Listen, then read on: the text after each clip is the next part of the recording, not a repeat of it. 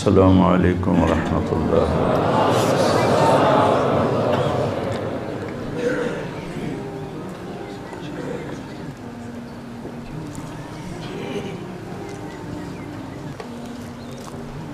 بسم اللہ الرحمن الرحیم، والصلاة والسلام علی رسولہ الکریم وعلی آلہ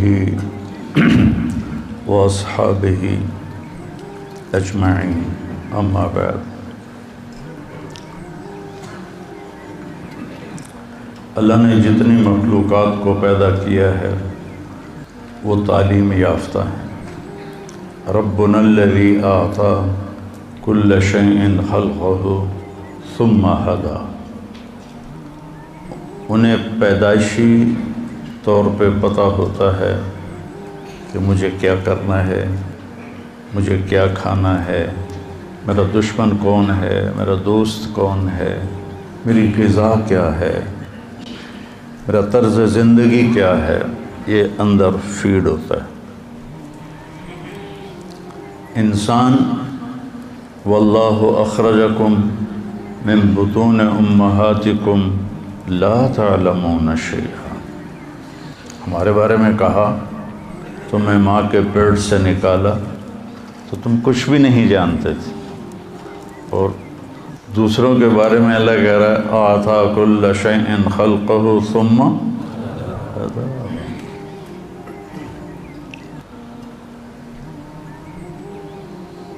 کتا دوڑتا ہوا آئے گا نا، سامنے پانی کو دیکھ کے رفتار نہیں روکے گا، دڑم چھلانگ لگائے گا، کہ اس کے اندر فیڈ ہے کہ میں تیرنا جانتا ہوں۔ ہاتھی آئے گا نا پیچھے سے دوڑتا ہوا تو پانی کو دیکھ کے کھڑا ہو جائے گا، پہلے اپنا پاؤں ڈالے گا اور دیکھے گا کہ کیا میرا پاؤں زمین پہ لگتا ہے یا نہیں۔ اگر اس کا پاؤں زمین پہ لگتا ہے تو پھر وہ دوسرا پاؤں ڈالتا ہے، ورنہ پیچھے ہٹ جاتا ہے۔ اسے کہاں سے پتہ چلا کہ مجھے تیرنا نہیں آتا؟ ایسی بے شمار مثالیں کائنات میں آپ دیکھیں۔ پرواز ہے دونوں کی اسی ایک فضا میں، کرگس کا جہاں اور ہے شاہین کا جہاں اور، کہ ایک ہی فضا میں گدھ بھی اڑتا ہے اور عقاب بھی۔ عقاب تازہ گوشت کھاتا ہے اور گدھ گلا سڑا بدبودار۔ یہ تماشا میں نے عملاً فعلاً کینیا کے جنگل مسائے مارا۔ 5000 کلومیٹر لمبا جنگل ہے وہ، 5000 کلومیٹر۔ تو اس کے اندر ہم گئے، ایک رات وہاں گزاری، وہاں ہوٹل بنے ہوئے ہیں بڑے بڑے۔ صبح ہمیں وہ لے کے نکلے، اس سے پہلے کئی چکر لگے، وہ نہیں وہ جو میں نے دیکھا کہ ایک طرف عقاب بوٹی نوچ رہا تھا اتنی سی تھی، اور ایک طرف گدھ ایک ڈھانچے کے اوپر سے ماس اتار رہا تھا۔ عقاب وہاں تھا اور گدھ یہاں تھا، اتنے فاصلے پر۔ تو اس وقت مجھے اقبال یاد آئے، کرگس کا جہاں اور ہے شاہین کا جہاں اور۔ تو عقاب کیوں نہیں سڑا ہوا گوشت کھاتا، اور گدھ کیوں نہیں تازہ گوشت کھاتا؟ یہ میں آپ کو مثالیں دی ہیں۔ انسان جاہل ہے، اسے کچھ نہیں پتا۔ میں نے اپنی آنکھوں سے کلپ دیکھا، ایک زرافہ نے بچہ دیا۔ کتنا بڑا ہوتا ہے زرافہ؟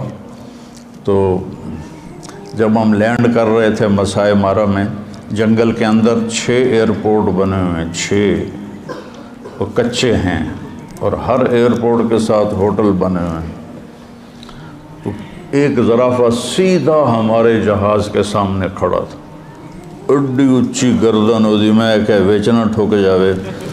تو وہ خیر جہاز کی آواز سن کر وہ ادھر ہو گیا۔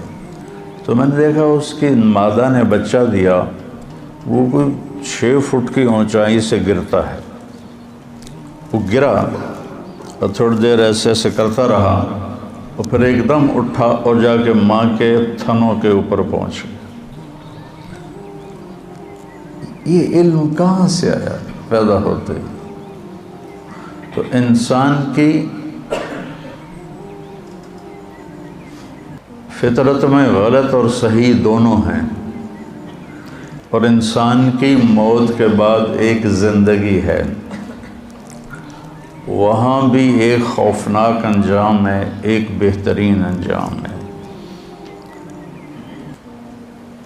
یہ انسان اپنی طاقت سے نہیں سمجھ سکتا، تو اللہ نے 1,24,000 انبیاء کو بھیجا، اور سب سے آخر میں اللہ نے ہمارے نبی پاک صلی اللہ تعالی علیہ وسلم کو بھیجا۔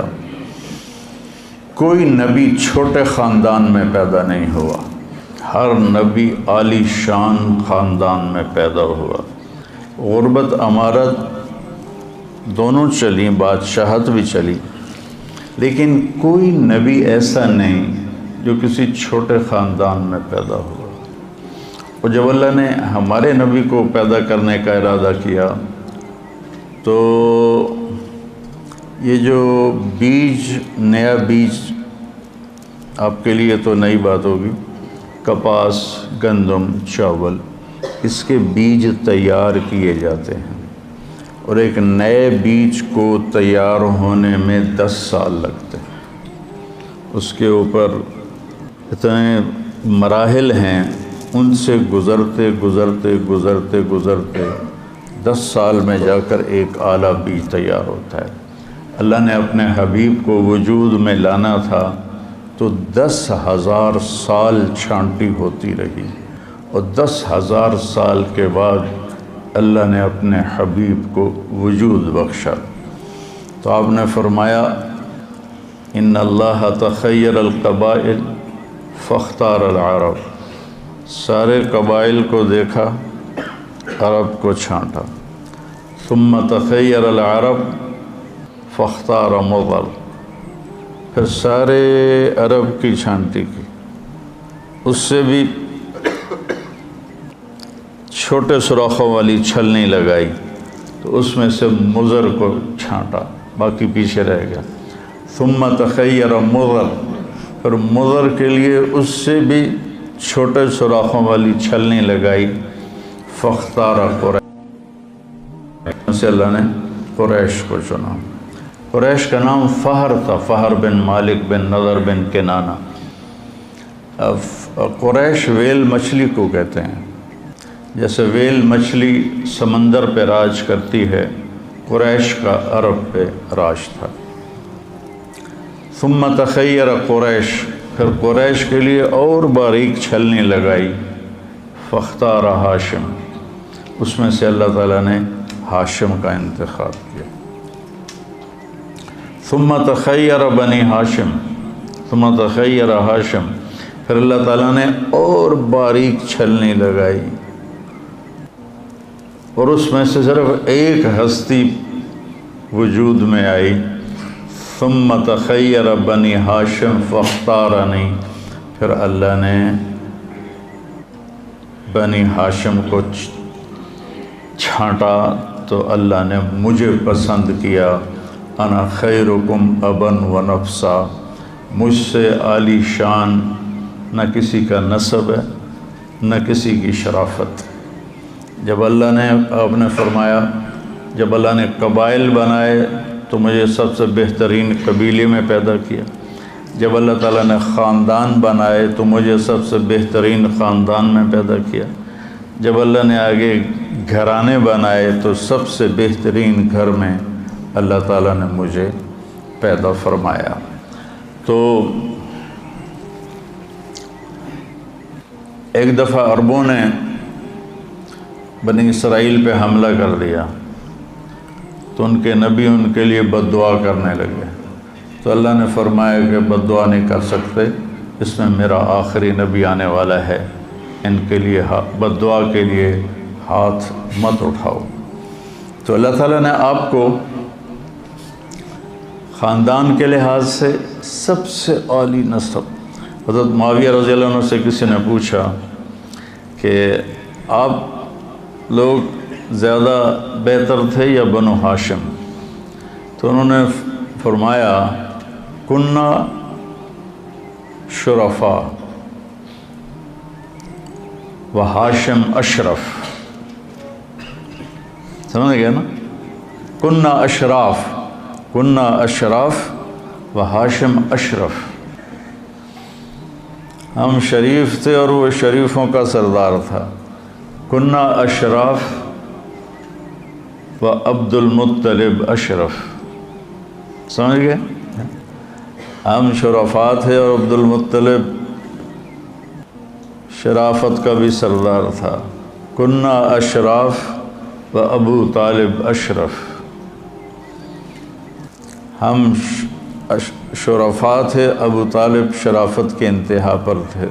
ثم جاء محمد فلم یترک لأحد شرفا. پھر اللہ کے نبی آئے تو پھر کسی کے لیے کچھ نہ بچا. ایک بنو امیہ کا حامی مدینے میں اور ایک بنو ہاشم کا حامی آپس میں بحث کر رہے. جیسے وہ کہہ رہا تھا بنو امیہ زیادہ بہتر ہیں، دوسرا کہہ رہا تھا کہ بنو ہاشم زیادہ بہتر ہیں.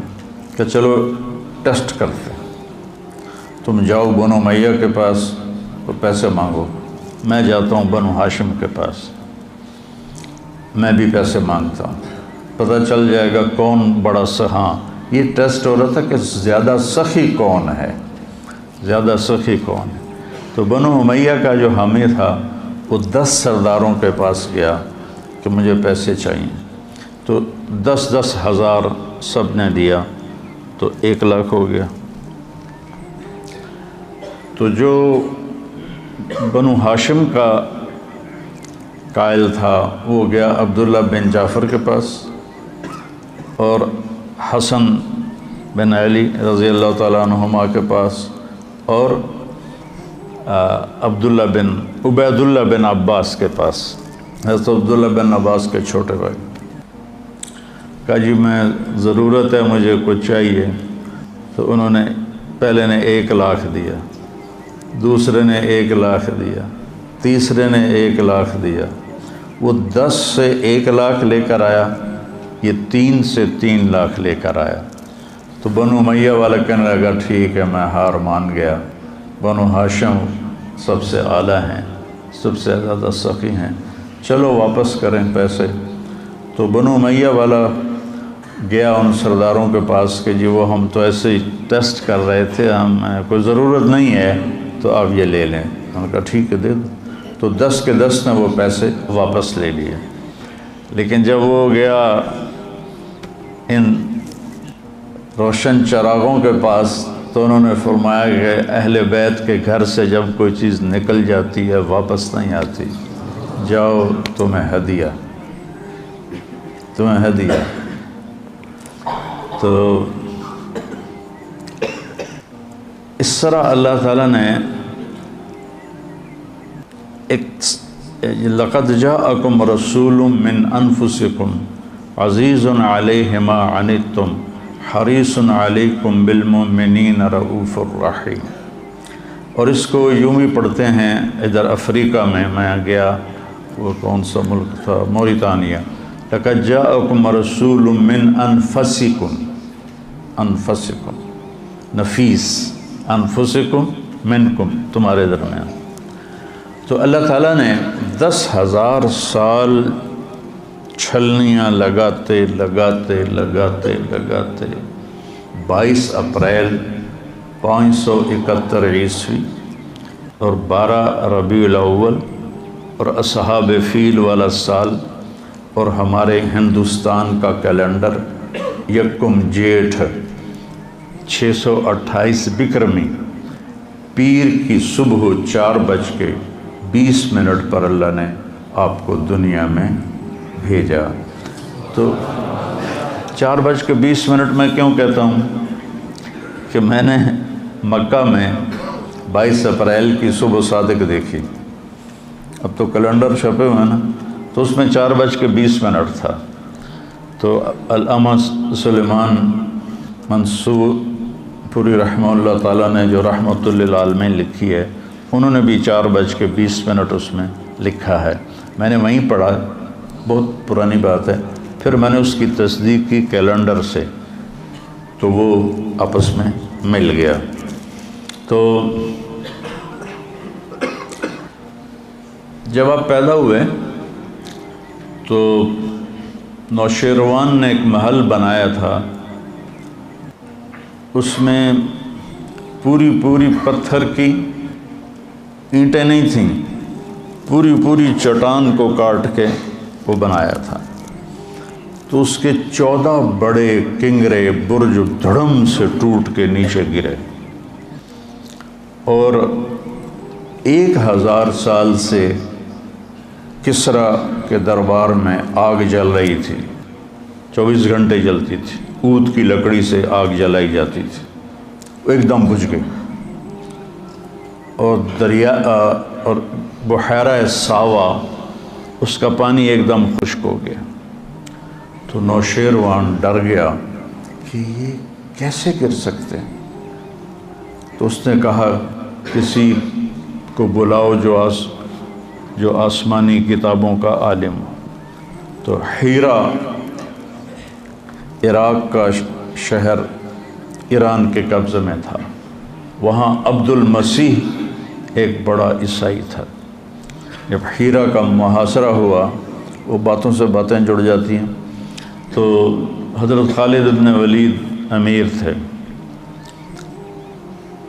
تو عبد المسیح آیا کہ ہم لڑتے نہیں، ہم سے صلح کر لو، اگر صلح نہیں کرو گے نا تو یہ زہر ہے، سم ساعتن، 1 منٹ میں آدمی کی جان لے لیتا ہے۔ خالد بن ولید نے پوچھا یہ کیا ہے؟ کہ یہ سم ساعتن، کہ 1 ساعت سے مراد یا گھنٹہ نہیں، کہ 1 گھڑی، کہ 1 گھڑی میں یہ انسان کی جان لے لیتا ہے۔ تو خالد بن ولید نے کہا دکھاؤ، اسے دکھایا، تو انہوں نے اس کا ڈھکن کھولا، بسم اللہ الذی لا یضر مع اسمہ شیء فی الارض ولا فی السماء وهو السمیع العلیم۔ صحابہ بھاگے روکنے کے لیے، لیکن ان کے پہنچنے سے پہلے وہ سارا پی گئے، اور ان کو تھوڑا سا پسینہ آیا اور ٹھیک ٹھاک۔ تو عبد المسیح کہنے لگا جب تک تیرے جیسے لوگ موجود ہیں تمہارے اس سیلابی ریلے کو کوئی نہیں روک سکتا۔ تو یہ عبد المسیح کا واقعہ مجھے یاد آ گیا ہیرا کی وجہ سے۔ ہیرا سے اس کو بلایا، اس نے کہا جی میں تو اتنا نہیں جانتا، میرا ماموں ہے شام میں رہتا ہے، اس کا نام ہے ستیح، تو میں اس کے پاس جاتا ہوں۔ تو اس کو بھیجا، تو وہ سکرات میں تھا، موت کے علامات ظاہر تھیں، تو اس کو ہلایا کہ یا خال یا ستیح، مامو جی میں عبد المسیح ہوں۔ جھنجھوڑ کے جب ہم نے اس کو دیکھا تو کہنے لگے بعث کا ملک و بنی ساساں لارتجاس الایوان و خمود النیران و غموز بحیرۃ ساوا۔ مجھے پتہ ہے تمہیں ایران کے بادشاہ نے بھیجا ہے کہ 14 برج گر گئے، جلتی آگ بجھ گئی، بحیرہ ساوا خشک ہو گیا۔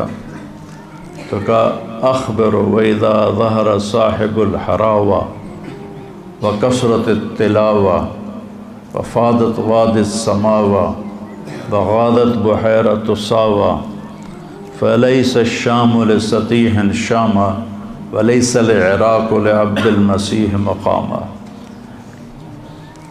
کہا دیکھو جب عصا والا شخص ظاہر ہوگا اور اس کی کتاب کی تلاوت کثرت سے ہوگی اور بحیرہ ساوا خشک ہو جائے گا، وادی سماوا پانی سے بھر جائے گی، تو پھر شام میرا شام نہیں اسی کا ہوگا، اور عراق تیرا عراق نہیں، وہ بھی اسی کا ہوگا۔ پیدائش پر یہ، اور جتنے بت جہاں تھے پوری دنیا میں دھڑم سے گرے اور منہ کے بل زمین پر، منہ کے بل زمین پر سارے کے سارے۔ تو اس نے واپس آ کر کہا کہ وہ کہہ رہا ہے کہ ہاں ایک بات بھول گئی کہ 14 برج نوشیروان کے بعد 14 بادشاہ آئیں گے اور پھر اس کی سلطنت ختم ہو جائے گی۔ جب نوشیروان نے سنا 14 بادشاہ تو 200-300 سال تو لگ ہی جائیں گے، وہ تو 45 سال میں کام ختم ہو گیا، 50 سال میں اوپر نیچے آتے گئے، اوپر نیچے آتے گئے، اور بغاوت ہو گئی، قتل و غارت ہو گیا۔ تو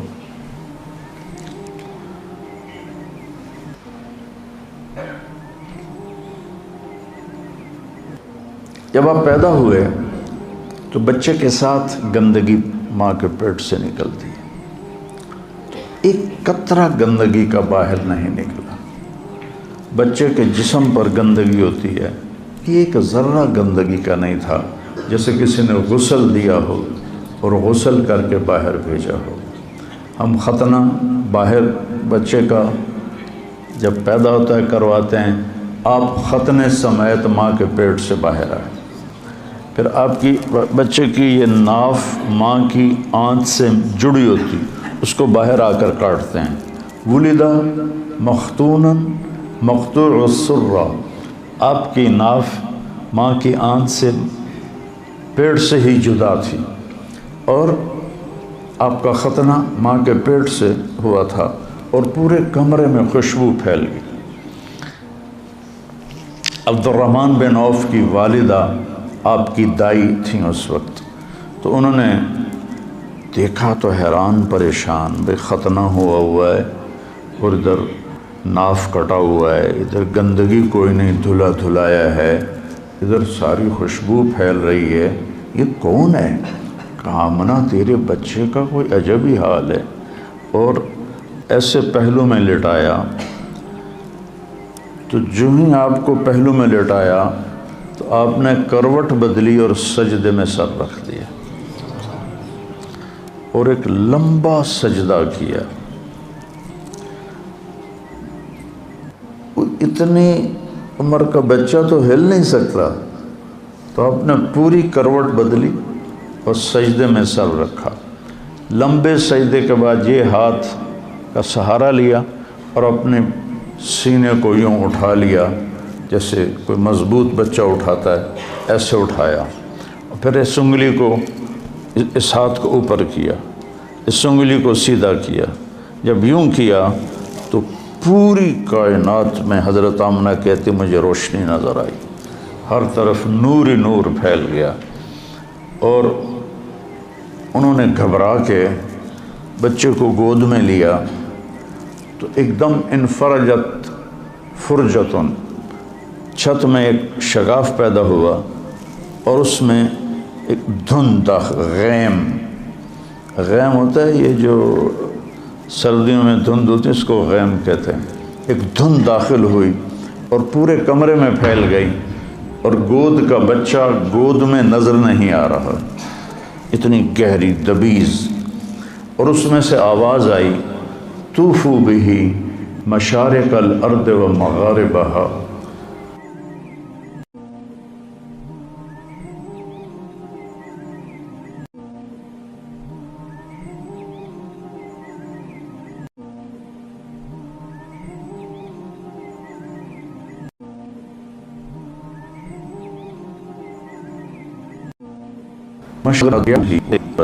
یہ چلن میں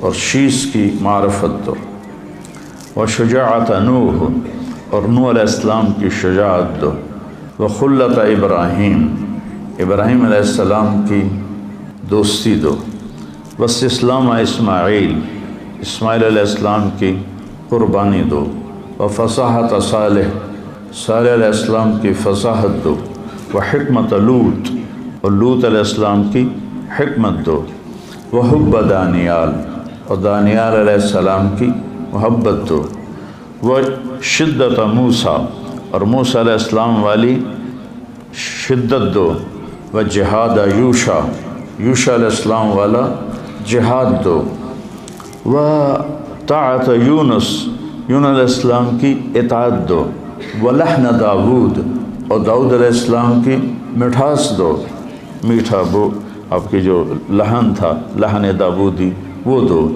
وزہد عیسیٰ، اور عیسیٰ علیہ السلام جیسا زہد دو، وَأَغْمَسُوهُ فِي أَخْلَاقِ النَّبِيِّينَ، اور سارے نبیوں کے اخلاق اس بچے میں ڈال دو۔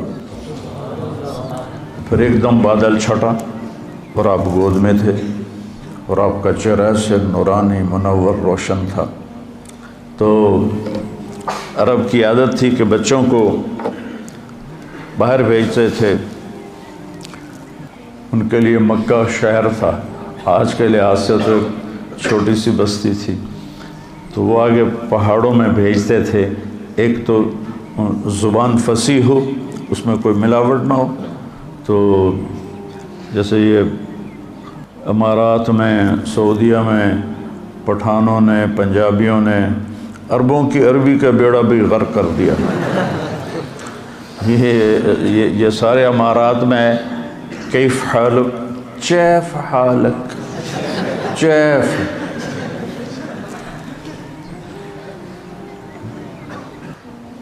تو وہ کتنے سال مسلسل جاتا رہا، امشی سیدھا، عرب کہتے ہیں، عرب امشی سیدھا۔ شکر ہے نسوار کی عادت نہیں پڑی ان کو۔ اور جو مصری ہیں یہ کاف کو حمزے میں تبدیل کر دیتے ہیں اور جیم کو گاف میں تبدیل کر دیتے ہیں۔ مصریوں کی جماعت تھی، وہ قریب میوات کے گاؤں میں گئی، اس وقت میوات تھا، اب تو سب شہر بن گئے۔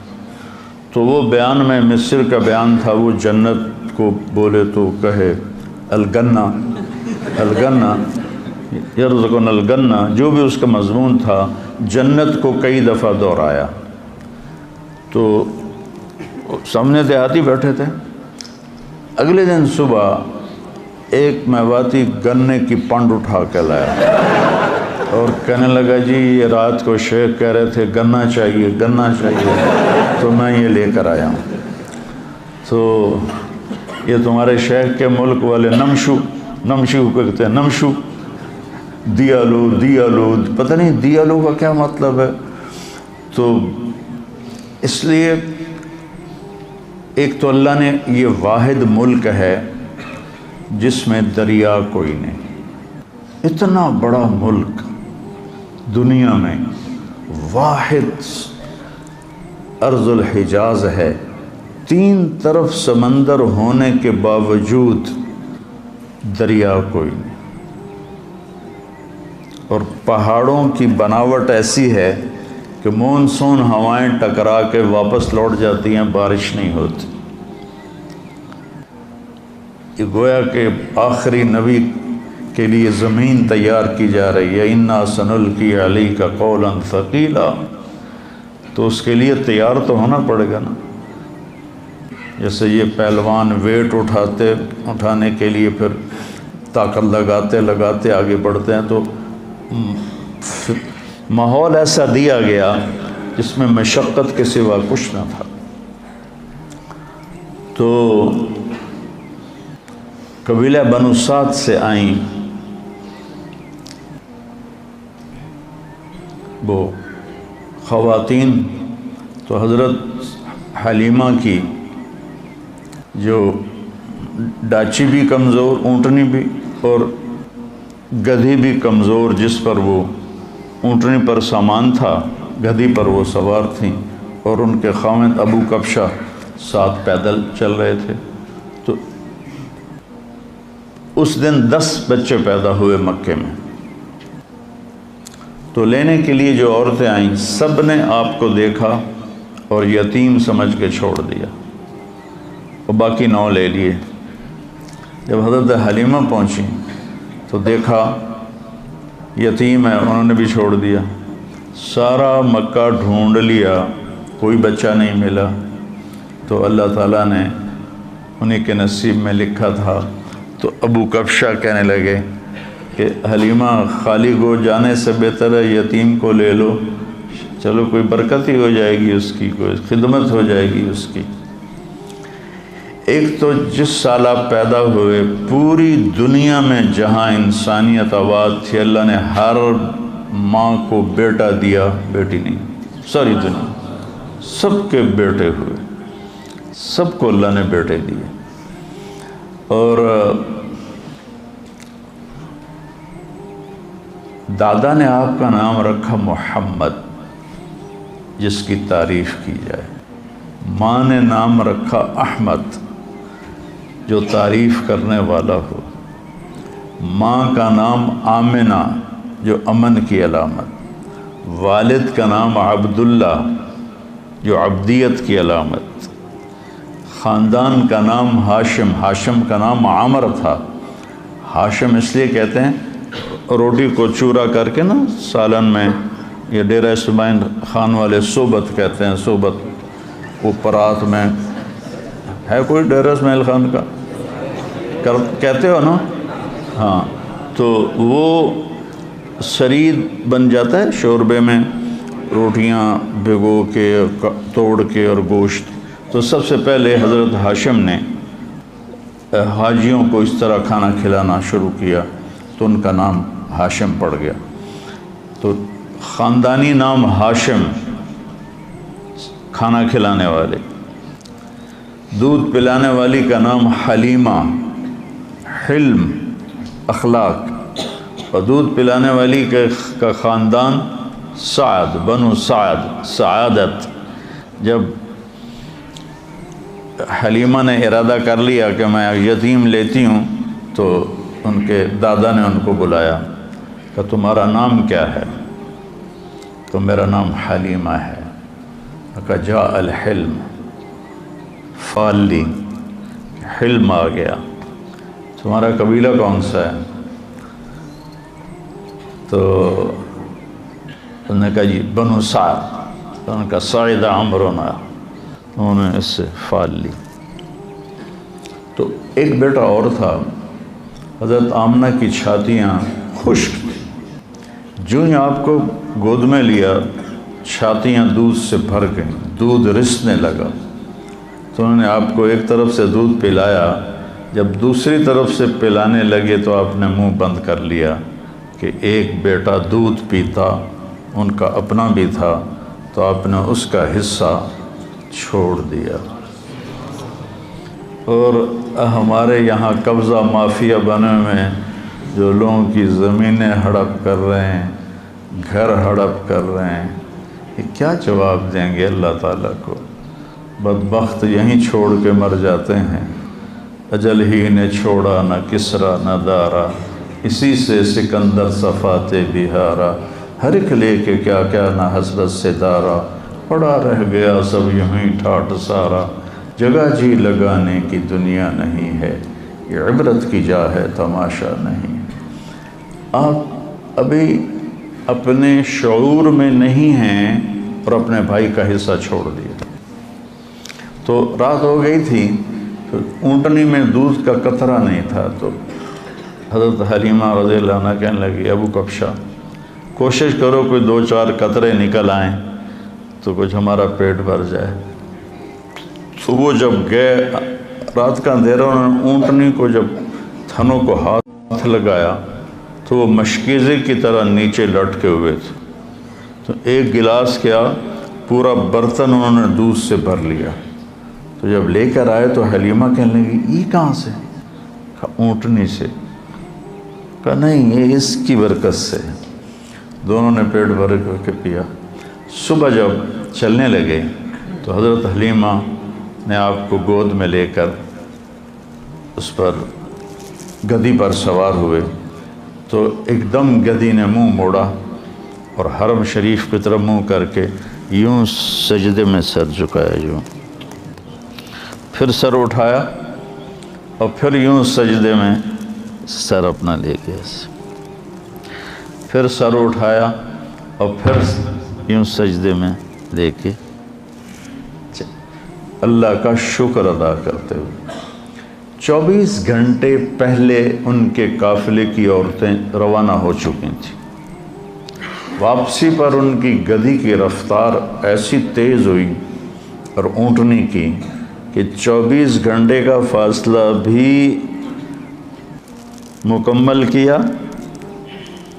اور ان کو 24 گھنٹے بعد چل کے جا کے پکڑا اور آگے نکل گئیں۔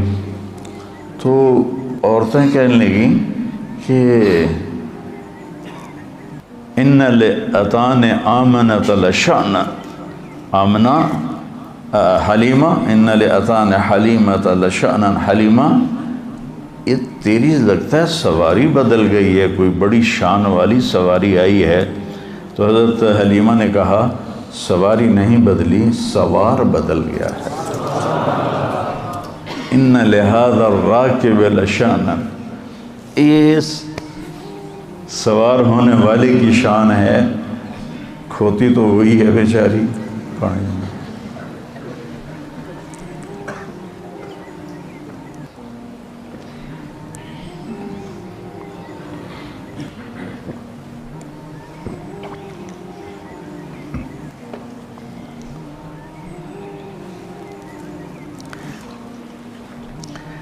لقد جاءکم رسول من انفسکم،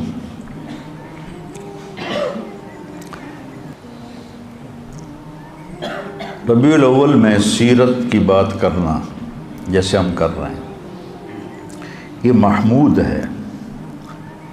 جس قسم کے طریقے رائج ہو گئے ہیں یہ تو نہیں تھے پہلے، لیکن اس طرح میں نے ہر ملک میں دیکھا جہاں کبھی کہیں مجھے 12 ربیع الاول گزارنے کا موقع ملا تو وہاں ایسے مسجدوں میں جمع ہوتے ہیں، آپ کی تعریف میں اشعار ترنم کے ساتھ، پھر خطابات آپ کی شان میں ہوتے ہیں۔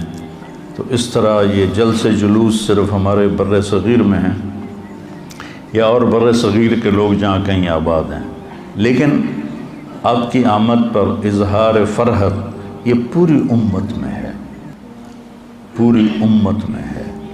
تو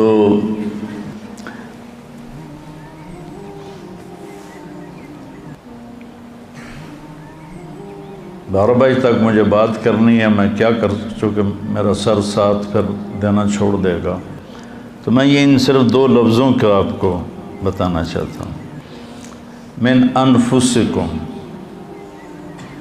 تمہارے اندر ہی ہے، تمہارے خاندانوں میں سے ایک خاندان سے ہے، اس جیسا کوئی خاندان دکھاؤ جس کا نسب آدم علیہ السلام تک جاتا ہو، عدنان تک متفق علیہ ہے، ابراہیم علیہ السلام تک ابن اسحاق اور حضرت امام بخاری نے اس کی تصدیق کی ہے، ابراہیم سے آدم تک مختلف فی ہے، لیکن قاضی سلیمان منصور پوری رحمہ اللہ تعالیٰ نے آپ کا پورا سلسلہ نسب لکھا ہے۔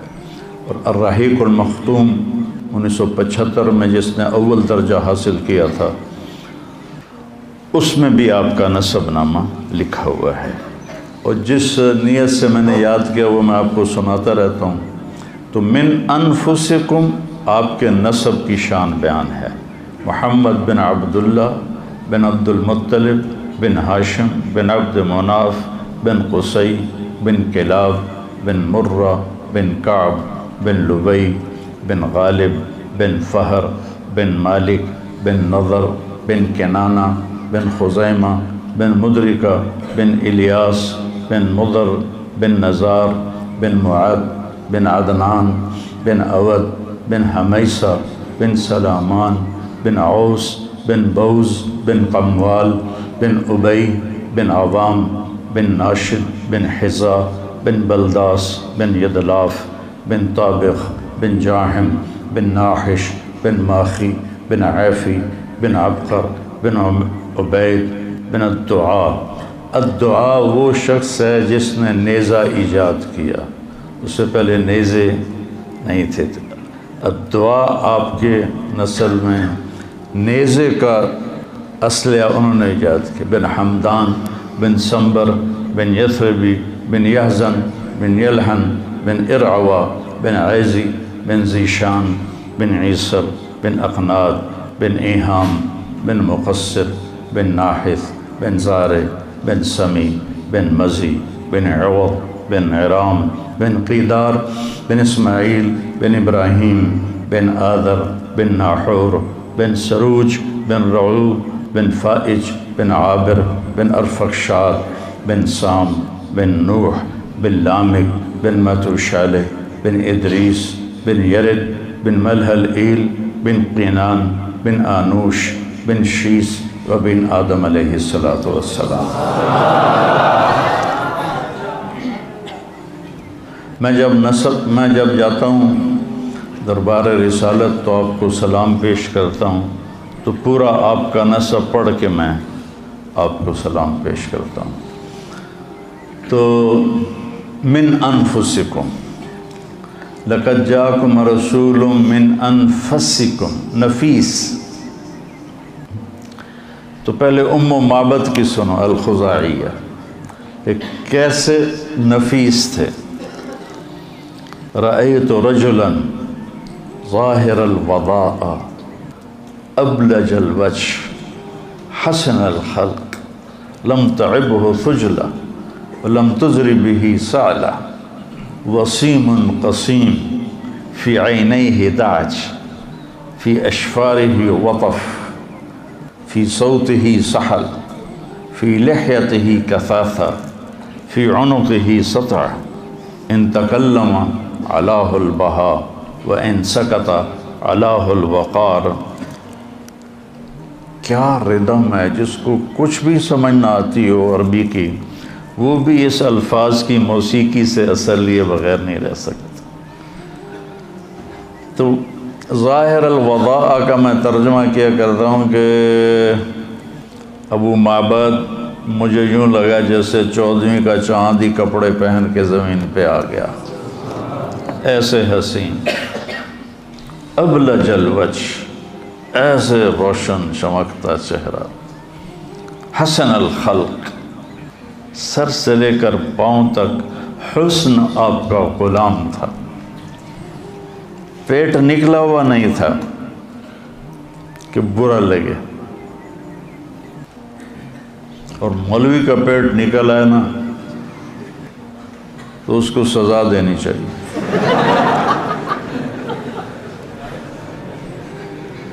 یہ دین مجاہدے والا دین ہے، پیٹ نکل آئے گا تو کتنے کام ہیں جو تم کر ہی نہیں سکو گے۔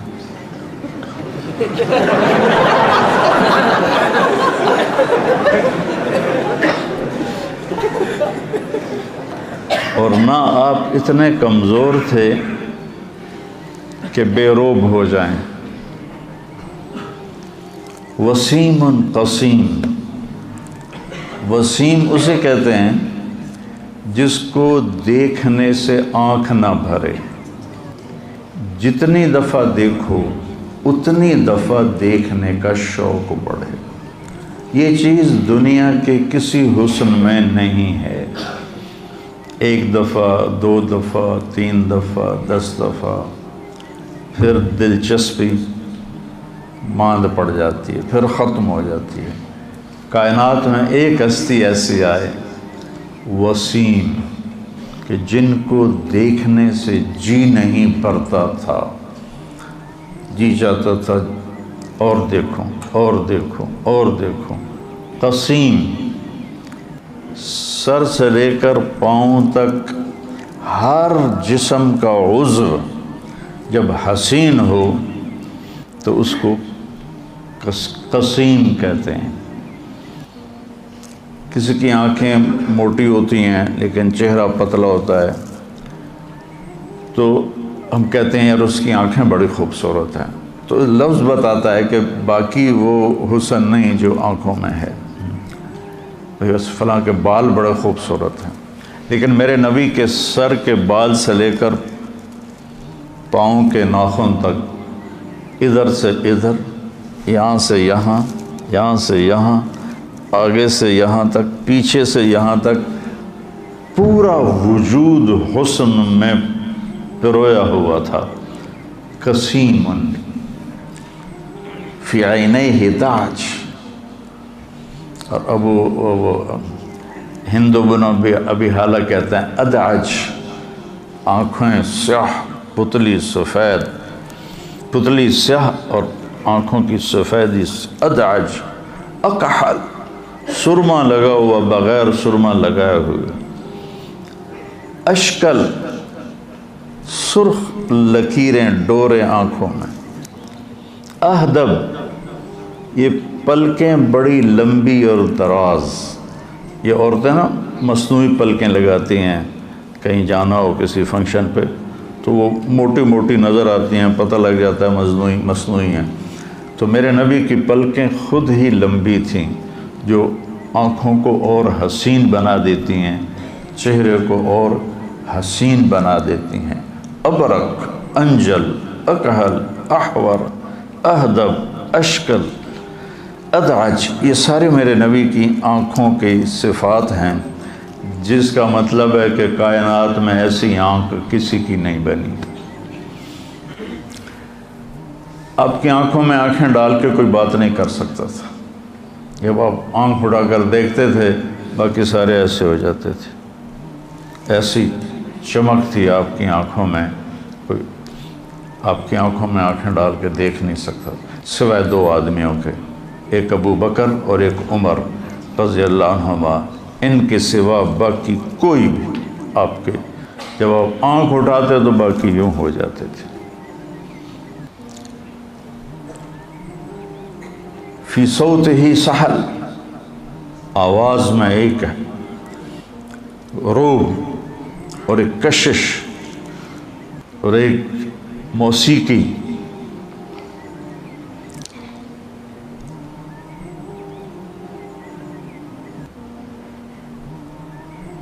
طفیل دوسی جب مکے میں آئے تو ان سے کہا گیا ایک جادوگر ہے، اس کی سننا نہیں ورنہ اثر ہو جاتا ہے. ان نے کانوں میں روئی ڈال لی کہ میں سنوں ہی نہیں. تو وہ طواف کر رہے تھے تو آپ نماز پڑھ رہے تھے تو نظر پڑی چہرے پر، تو کہنے لگے یہ کون ہے؟ وسیم، آنکھ کھچتی کہ وہی ہے جادوگر. کہنے لگے میں سوچ میں پڑ گیا یہ چہرہ جادوگر کا نہیں ہو سکتا، اور میں عقل مند آدمی ہوں، قبیلے کا سردار ہوں، میں سنوں گا ٹھیک ہوگی تو لے لوں گا، غلط ہوگی تو چھوڑ دوں گا. تو طواف سے فارغ ہو کر آئے تو آپ نماز سے فارغ تھے، آ کر بیٹھنے لگے، کانوں سے روئی نکالی.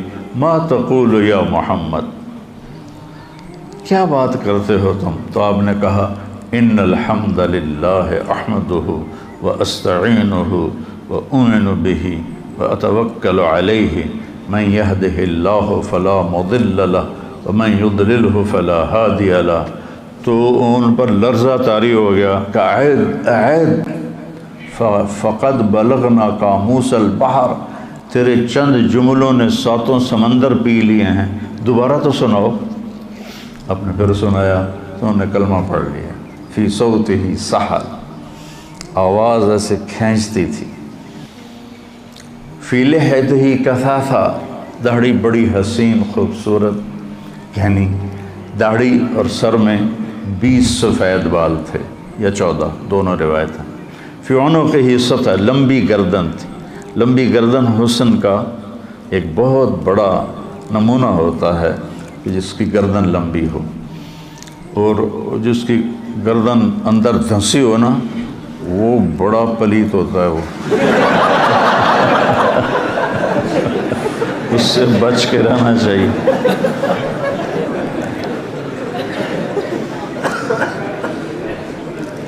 تو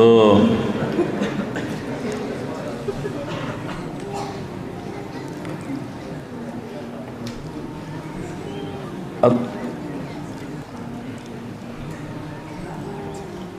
شدید سواد الشعر، ہند بن ابی حالہ، سیاہ کالے بال، عظیم الہامہ، خوبصورت سر بڑا، واسع الجبین، پیشانی کھلی کشادہ، ازج الحواجب، پلکیں کمان کی طرح ایسے گول، اقن العرنین، ناک بڑا خوبصورت، تھوڑا سا یہاں سے اٹھا ہوا، سہل الخدین، گال بڑے پیارے، نہ پچکے ہوئے نہ ابھرے ہوئے، یوں ہوں تو وہ خوبصورتی ہوتی ہے، ضلیع الفم، کھلا منہ، خوبصورت ہونٹ، مفلج الاسنان، یہ 4 دانتوں میں خلا، اشنب، دانت ایسے گولائی میں تھے سارے، ایسے کسی کے آگے ہوتے ہیں، پیچھے ہوتے ہیں، اوپر ہوتے ہیں، نیچے ہوتے ہیں، ایسے گولائی میں آپ کے دانت تھے، کث اللحیہ، داڑھی گھنی تھی، اور گردن لمبی تو میں پہلے بتا چکا ہوں، بعید ما بین المنکبین، کندھوں کا درمیانی فاصلہ زیادہ، عریض الصدر، چوڑی چھاتی، طویل الزندین، بازو لمبے، سائل الاطراف، انگلیاں لمبی سیدھی، رحب الراحہ، کشادہ ہتھیلی، کشادہ ہتھیلی سخاوت کی علامت ہوتی ہے، اور چھوٹی ہتھیلی یہ قیافہ ہے نہ کہ کوئی حدیث، اور چھوٹی ہتھیلی وہ دیکھ رہا ہے کہ میری چھوٹی ہے تو وہ بخل کی علامت ہے، چھوٹی ہتھیلی والے بخیل ہوتے ہیں، سوا البطن والصدر، سینہ اور پیٹ برابر تھا، دقیق المسربہ، یہاں سے بالوں کا تار چلتا تھا اور آ کر ناف پہ وہ ختم ہو جاتا تھا، اشارت ذراعین، یہاں تھوڑے تھوڑے بال تھے، باقی آپ کا پورا جسم بالوں سے صاف تھا، چاندی کی طرح چمکتا ہوا آپ کا جسم ہوتا تھا، اور مسیح القدمین، پاؤں پہ لگتا تھا جیسے تیل لگا ہوا ہو، خمسان الاخمسین، یہ جگہ زیادہ گہری تھی جو تیز چلنے میں مدد دیتی ہے، دوڑنے میں مدد دیتی ہے، اذا التفت التفت جمیعا، جب کوئی آپ کو متوجہ کرتا تھا تو آپ ایسے نہیں دیکھتے تھے، بھائی کیا نام ہے تمہارا؟ محمد، یہ مولوی محمد مجھے کہے مولانا صاحب تو میں یہ اتنا کروں گا، میں کہ جی فرمائیے، لیکن میرے نبی کو جب ادھر سے کوئی پکارتا تو آپ پورا ایسے مڑتے تھے، ایسے کہتے جی فرمائیے،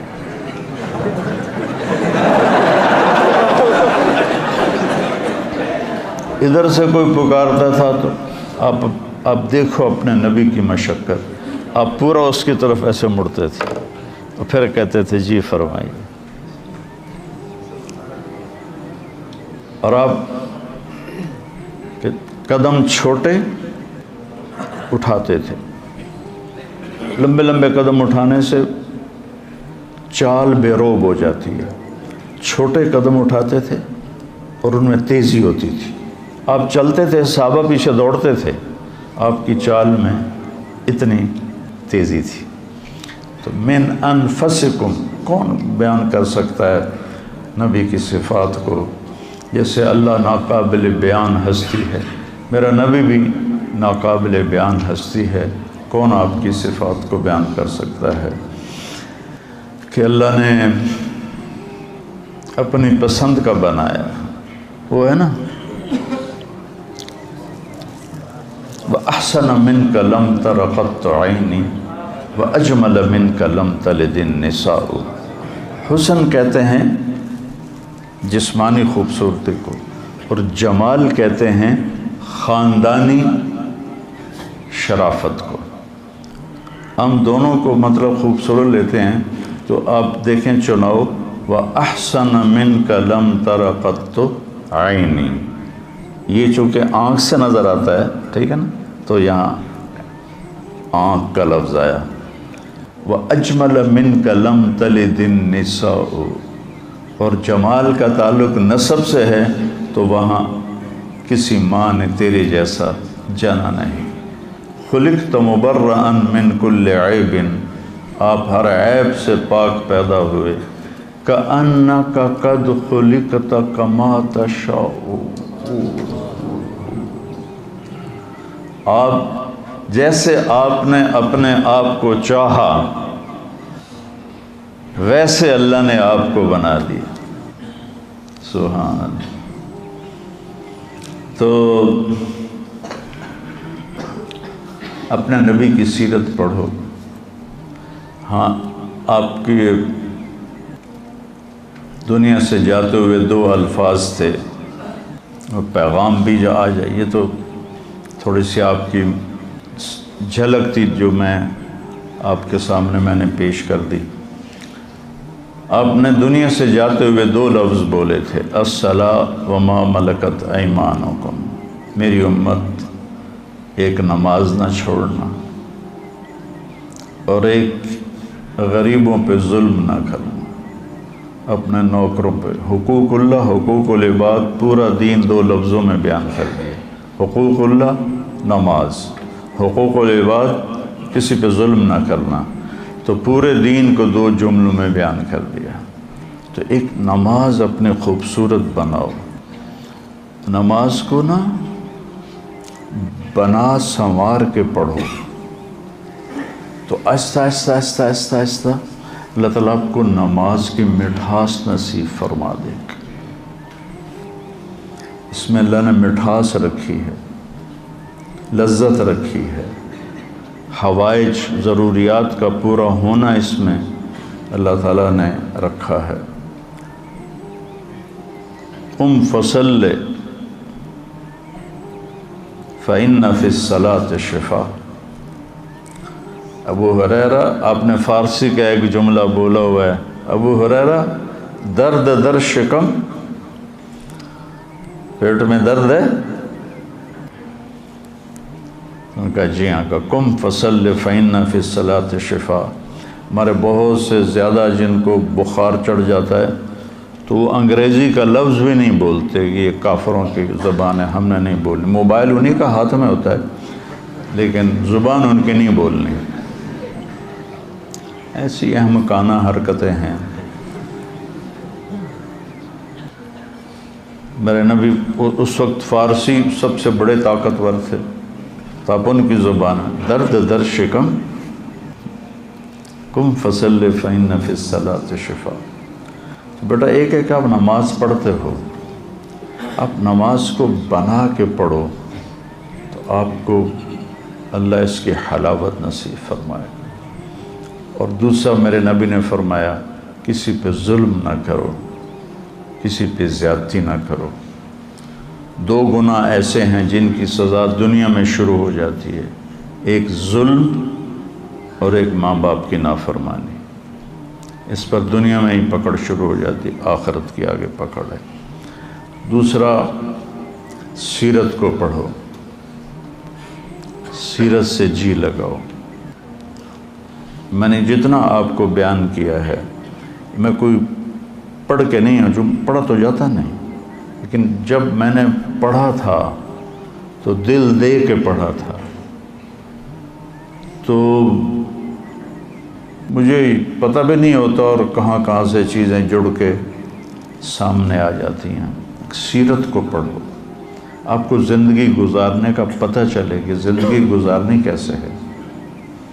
اور عبادات میں نماز پر کوشش کیا کرو کہ نماز خوبصورت بناؤ، نماز اچھی بناؤ۔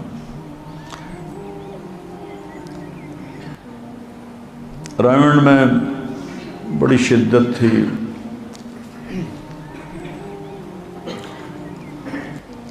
کسی کی 1 رکعت نکل جاتی تو 5 منٹ کان پکڑنے پڑتے تھے، اور 2 رکعت نکل جاتی تو 10 منٹ، 3 رکعتیں نکل جاتی تو 15 منٹ، اور عطیات میں شامل ہوتے تو 20 منٹ کان پکڑنے پڑتے تھے۔ تو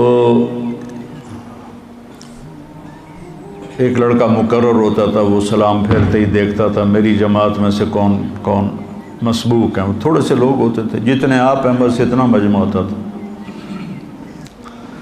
فجر کی نماز بہت لمبی پڑھی جاتی تھی، سورۃ نون 1 رکعت میں، سورۃ ملک 1 رکعت میں، اور جمعہ کی صبح الف لام میم سجدہ اور دہر۔ اور وہ جو حافظ صاحب سلیمان صاحب تھے، ایک تو ان کی آواز اتنی کوڑی تھی کہ اوپر سے تلاوت لمبی، تو وہ ہم گرمیوں میں باہر سوئے ہوتے تھے۔ مثلاً یہ مسجد کی حدود باہر میں، تو یہاں سے ہمارے بستروں کی لائنیں ہوتی تھیں طالب علموں کی، تو میرا بستر جو تھا وہ 3ری لائن میں تھا، 1 2 3 40 لڑکے تھے ہم ٹوٹل۔ تو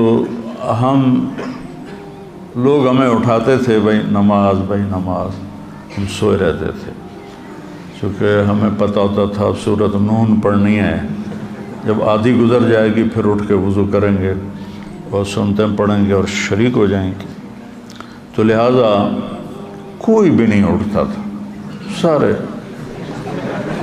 اطمینان سے اٹھتے تھے۔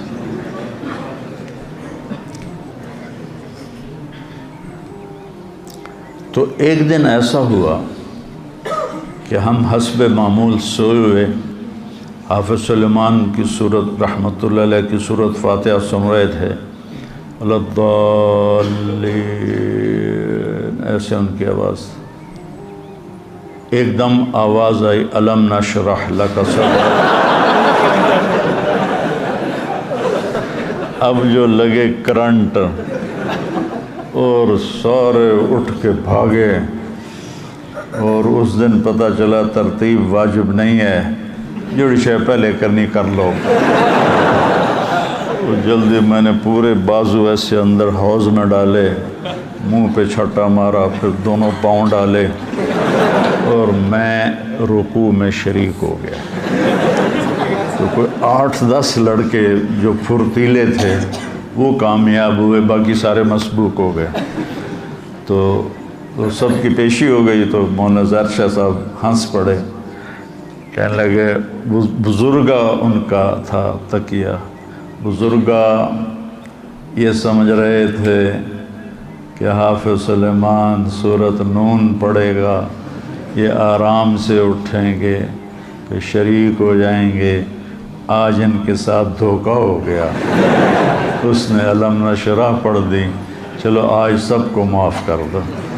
تو اس دن سب کی معافی ہو گئی۔ تو ایسے زبردستی سے نماز نہیں بنتی، اپنے ذوق سے نماز بناؤ، اور سیرت کو پڑھو اور قرآن کو پڑھو، تو انشاءاللہ آپ کی زندگی میں ایک بہار آئے گی۔ ٹھیک ہے، السلام علیکم۔